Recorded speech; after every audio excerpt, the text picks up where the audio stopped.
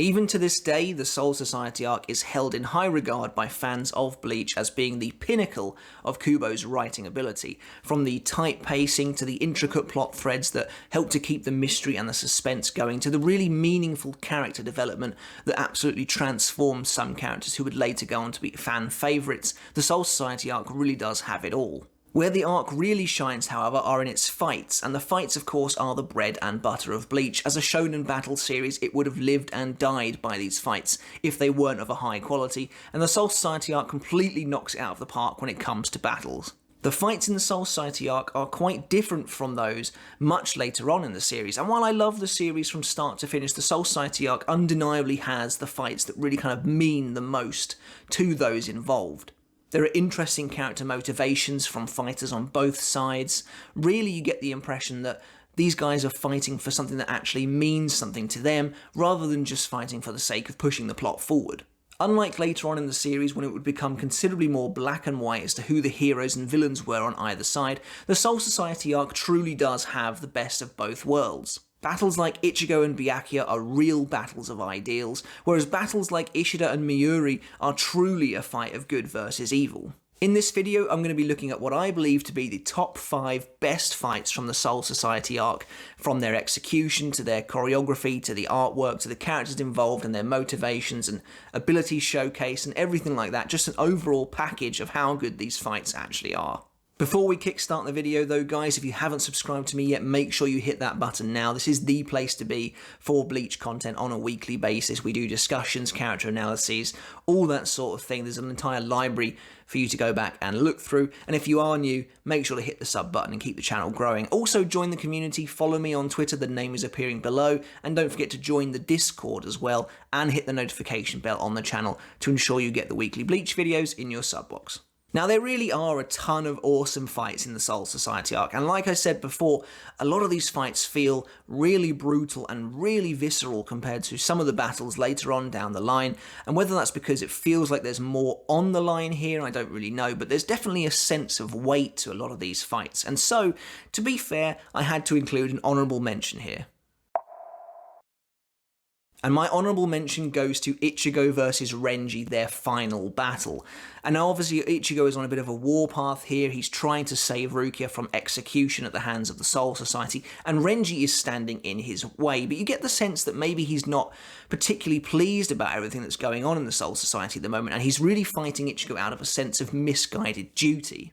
Ichigo and Renji are essentially two sides of the same coin, and in my opinion, Renji is the best rival character Ichigo has ever had in Bleach because he represents Ichigo so well, but an Ichigo that has unchained himself from the shackles of authority and allowed himself to follow his heart, whereas Renji is very much being guided by the sense that he has to make his captain proud, despite the fact that Byakuya is clearly in the wrong with the events going on in Soul Society.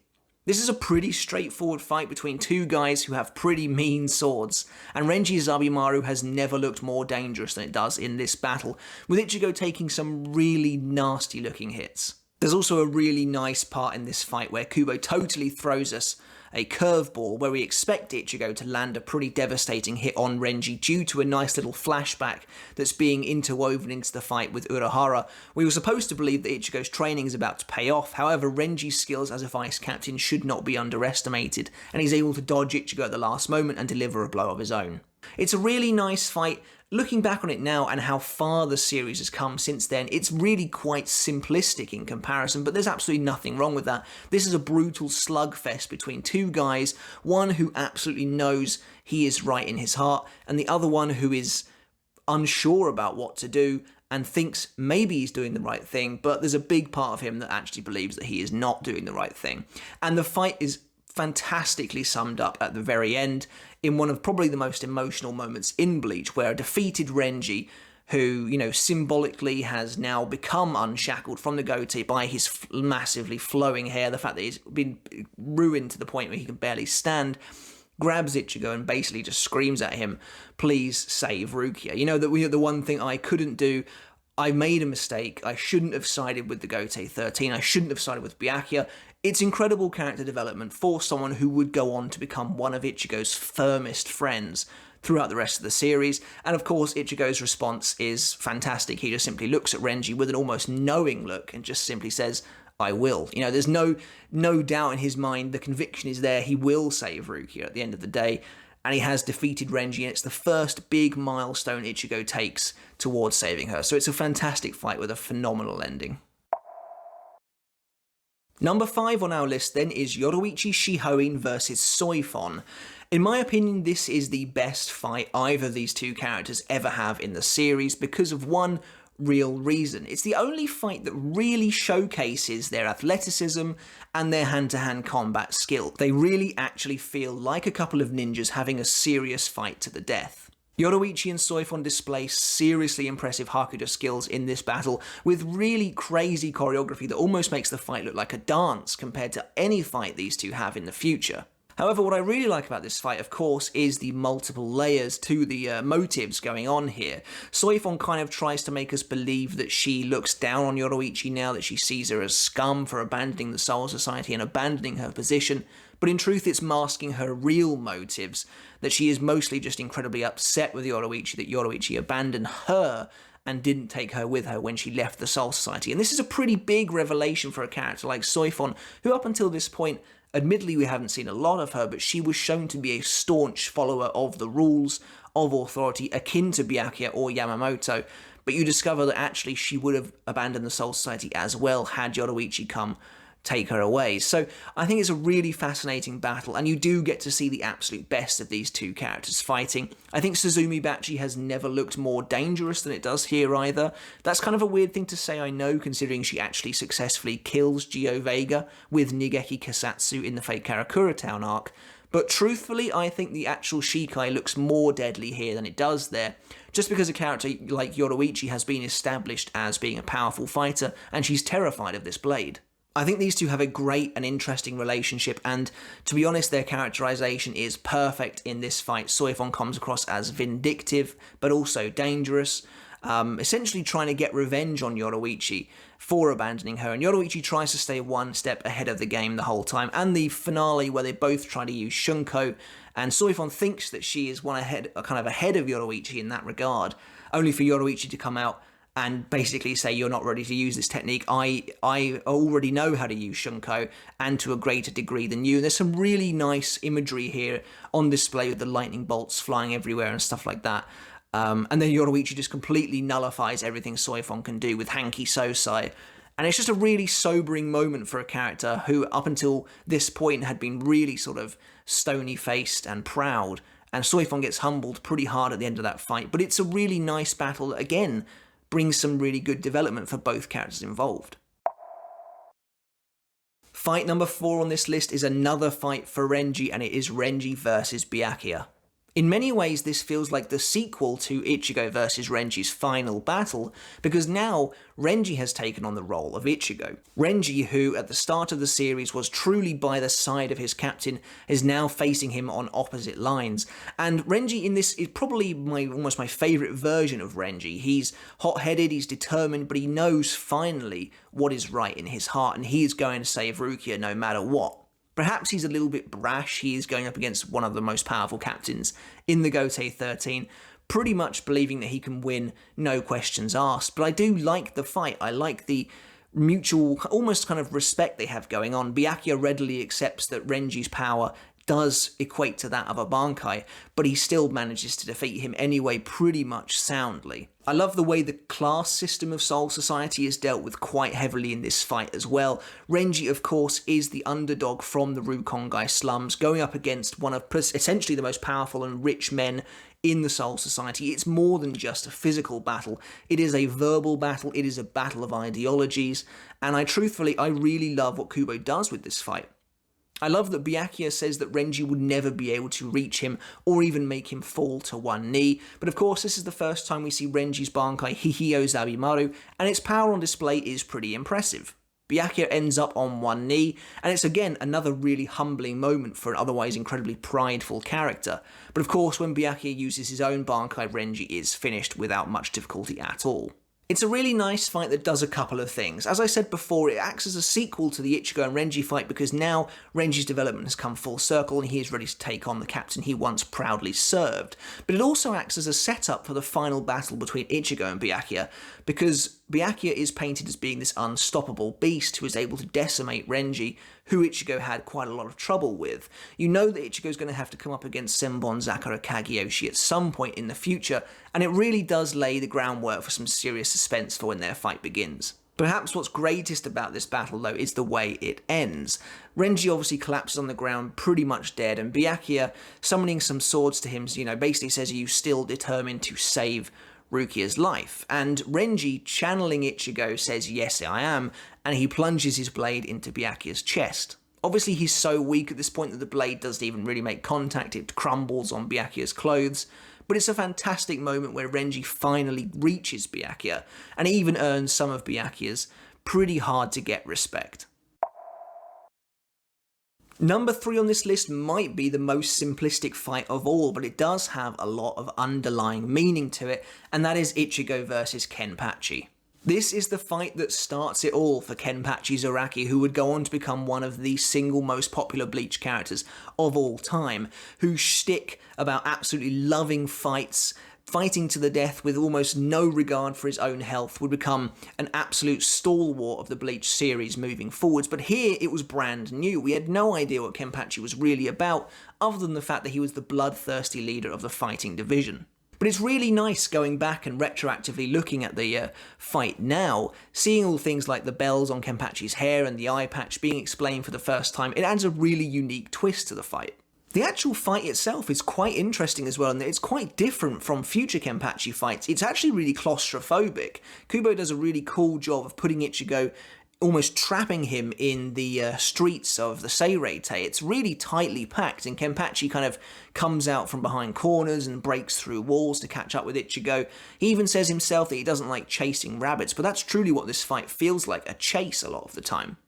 In fact, the fight opens up with Ichigo feeling the presence of a killing intent behind him in one of the genuinely really cool panel where the kind of almost Reiatsu skeleton appears behind Ichigo with a sword to his throat. Then Ichigo gets stabbed through the back, and it's like this is all Kenpachi's killing intent focusing in on Ichigo, and it's a really nice opener to the fight. This fight marks the first major time Zangetsu arrives to save Ichigo's life. It's an iconic moment when Kenpachi thinks the fight is over, and as he walks away, time kind of goes down to a standstill and Zangetsu appears next to him. Honestly, iconic panel, and it is so cool.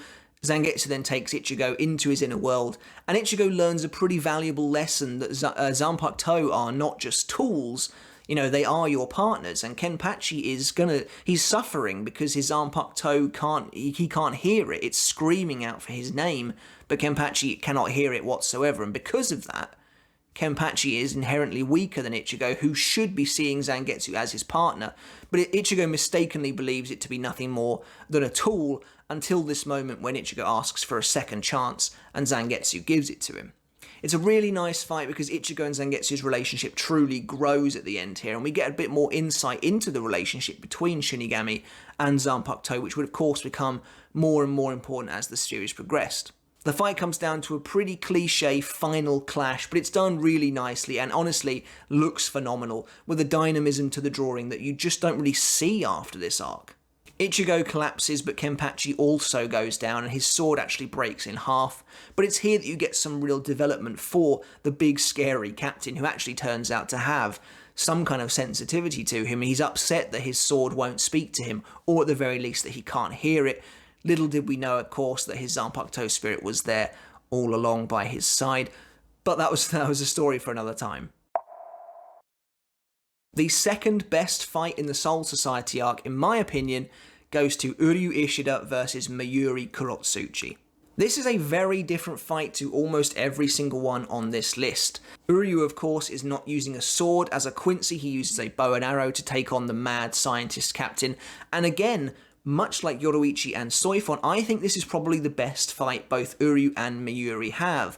Although I will say that Mayuri versus Pernida is also fantastic. This is absolutely the best showing for Uryu, however, the most Quincy he feels in the entire story, in my opinion. Everything in this fight for him is driven by his promise to his grandfather, the same grandfather that was experimented on by Mayuri. It's a nice twist of fate that Uryu comes up against the guy who has basically desiccated his entire clan for years and years, and Miuri now sees them as nothing more than things he's already experimented on and doesn't really care about. This is Miuri at his evil best. Later on in the series, Kubo definitely tried to mellow out this guy a little bit and make him a little bit more digestible to audiences, but here he is really a nasty piece of work, blowing up his own squad members, basically just being a really horrible guy, and it's Miuri at his most fun as well, I think. The fact that he tries to grab Orihime with his extendable arm, Uryu blows it off with an arrow, it's really, really well done stuff. What makes this fight so interesting, however, is a couple of different things. This is actually the first time we ever see a Bankai used in a battle. Miuri uses Konjiki Ashisogi Jizo on Uryu as Uryu enters his Let's Steal transformation. This is a really interesting battle because it almost feels like a precursor to the final Getsuga Tensho, we just had no idea. Uryu is going through the exact same thing that Ichigo does when he has to defeat Aizen. Uryu stakes everything on the line to defeat Miuri, an enemy he believes he has to destroy because of the fact that he is so evil. He treats, for example, his own daughter, Nemu, so badly in this battle. There's a moment when she grabs onto Uryu just so Miuri can slice the two of them. The characterization is so on point in this fight, it is incredible, and Miuri goes from being a terrifying, maniacal scientist at the start of the battle to someone who is getting rapidly humbled towards the end, and it's really well paced. But I absolutely love that Uryu believes he has to give everything in this fight to win, and the Let's Steal transformation is incredibly cool and looks cooler than almost every holy form we see in the final arc. I love Uryu's single reishi wing. I love the fact that he just holds out his hand and creates an arrow around his fingertips. It's fantastic stuff. And yeah, it's maybe a little disappointing that Konjiki Ashisogi Jizo is one shot immediately as the first Bankai we ever see, but it's undeniably an incredible visual spectacle seeing both of these Shinigami and Quincy going full power at each other. And essentially, it's just a really awesome fight where both characters end up staking everything on the line when perhaps they didn't think they were originally going to. And it's an incredibly emotional read that Uryu does all of this in the name of his grandfather. The moment when he breaks the Sanrei glove and everything just goes crazy. I love it. I love seeing Ranso Tengai, all that sort of thing. In many ways, among the fan base, especially at the very start of the arc, the Quincy were a bit of a laughing stock, or at the very least not taken particularly seriously. The show was all about Shinigami, and the Quincy were just this relic of a race who were annihilated a while back, but Uryu in this fight really showed us that the Quincy could still mean business, and the fact that Miuri absolutely rages out at the end and there's pretty much nothing left of him is really nice as well. And of course he escapes through typical Miuri shenanigans. But it is still really nice to see Uryu get what I would say is pretty much a decisive victory, although he does get poisoned. But again, it's nice seeing Nemu give him the antidote, because she doesn't share her father's penchant for cruelty. Before we get to the number one fight, which I feel like is probably pretty obvious at this point, this list was really fun to make. Like I said, there were just great fights in the Soul Society arc, and there were just some that didn't make the cut, like Ichigo versus Ikaku or Gin versus Toshiro, that sort of thing. But let me know in the comments below, guys, which of these fights is your favourite. Rank your favourite fights from the Soul Society arc specifically. I would love to know if any of ours matched up. I'd be really interested to find out. But the number one spot, the best fight in the Soul Society arc, absolutely, irrevocably has to go to Ichigo versus Byakuya. Yeah, it's an incredibly cliche choice, I know, but there's a reason people love this fight. To this day, it is still held up as the pinnacle of Bleach fights, contested perhaps only by Ichigo versus Ulquiorra in the Arrancar arc, but Ichigo versus Byakuya is just so phenomenal that it's just a perfect example of a Bleach fight done right. Of course, Byakuya being essentially the main antagonist of the Soul Society arc means that Kubo has done a good job so far of constantly building to the eventual confrontation between these two characters. But what's really cool is this is essentially Ichigo versus Renji to the extreme. Byakuya represents this steadfast, unwavering authoritarian law of Soul Society. He will execute his own sister because she broke the law, and he is willing to go through with that, whereas Ichigo is the face of everything but. Ichigo is the wild, untamed Ryoka with no regard for Soul Society, no regard for its traditions. As far as Byakuya is concerned, he's spitting over everything they believe in, but Ichigo is only doing so because he knows that what they are doing is wrong. It is not fair on Rukia, it's not right to execute her for something like that when she was only doing it to help save his life, and it's something that Byakuya, at least on the surface, doesn't seem to be able to understand. Of course, what's perfect about this clash of ideologies is that Ichigo is someone Byakuya could have easily become had his parents not died and entrusted him with the belief that the law should always be followed. But while the ideological battle going on behind the scenes is really something to be admired, the fight itself is no slouch, being an absolute incredible showcase of some serious creativity and incredible abilities on display. Ichigo uses a Getsuga Tensho for the first time in the series here, attempting to hit Byakuya square in the face with it. But then, of course, Byakuya uses his Bankai Senbonzakura Kageyoshi and completely overwhelms Ichigo. But then, of course, we get the legendary moment when Ichigo reveals his own Bankai for the first time, Tensa Zangetsu.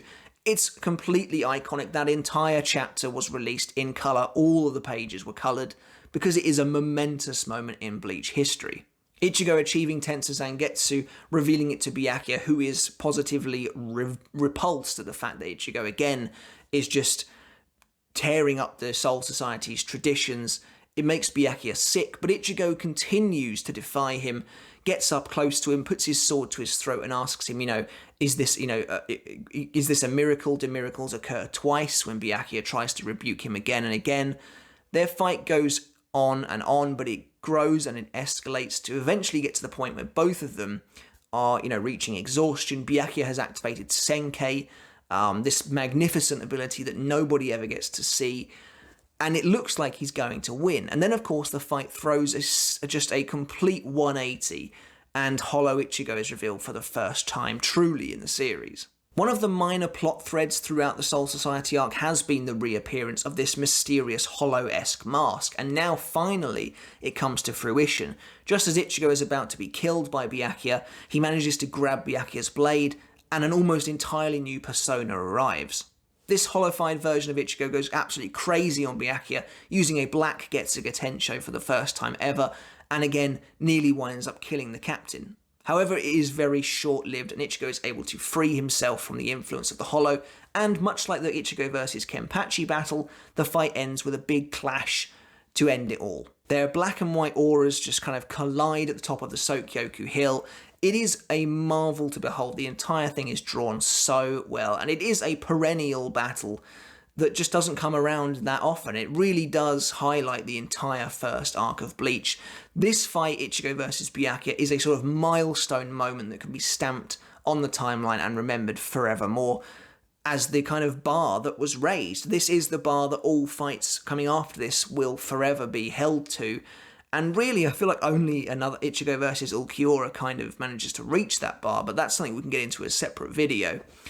And of course, Ichigo and Byakuya both take serious damage at the very end, but Byakuya relents that Ichigo has defeated him. He has defeated his point of view, and he reveals the tell-all story of why he decided to execute Rukia. And of course, Ichigo admonishes him and basically says that you are wrong. But Byakuya leaves, and Ichigo is the victor.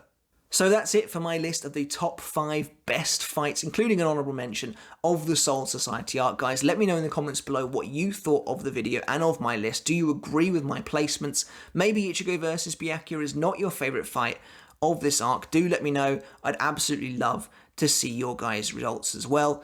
But until next time, guys, like I said, if you haven't subscribed, make sure to hit that button now. That would be really, really awesome. But yeah, I will see you next time. Goodbye.